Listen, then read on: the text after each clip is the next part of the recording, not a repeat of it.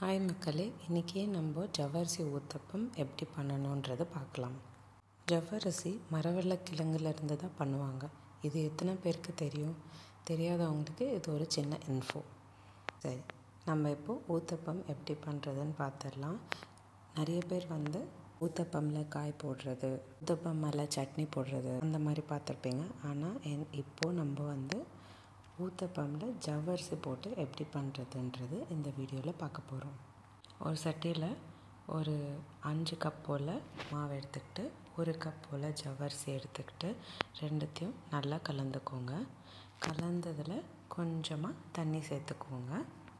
தண்ணி சேர்த்ததுக்கப்புறம் நம்மளோட தோசை மாவு நல்லா தண்ணி ஆகிடும். இப்போது நம்ம ரெடி பண்ணதை நைட்டு ஃபுல்லாக நீங்கள் ஊற வைக்கணும். ஏன் நம்ம ஊற வைக்கிறோம் அப்படின்னா, ஜவ்வரிசி நல்லா ஊறிட்டு காலையில் பார்த்திங்கன்னா நல்லா பெருசாக இருக்கும்.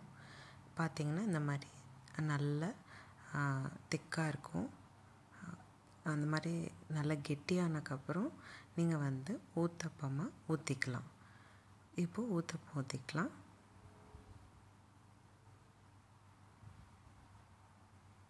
இது மேலே கொஞ்சமாக வெங்காயம் கட் பண்ணதை போட்டுக்கோங்க.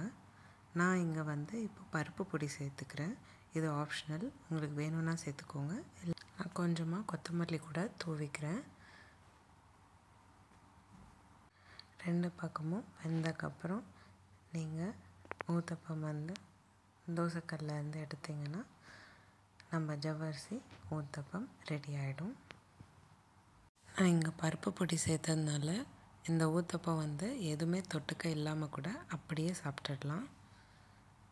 வெள்ளை சட்னி பர்ஃபெக்ட் காம்பினேஷனாக இருக்கும். உங்களுக்கு இந்த வீடியோ பிடிச்சிருந்தால் லைக் பண்ணுங்கள். இந்த மாதிரி டெய்லி ஏதாச்சும் ஒரு ரெசிபி பார்க்குறதுக்கு என்னோடய சேனல் சப்ஸ்கிரைப் பண்ணிக்கோங்க.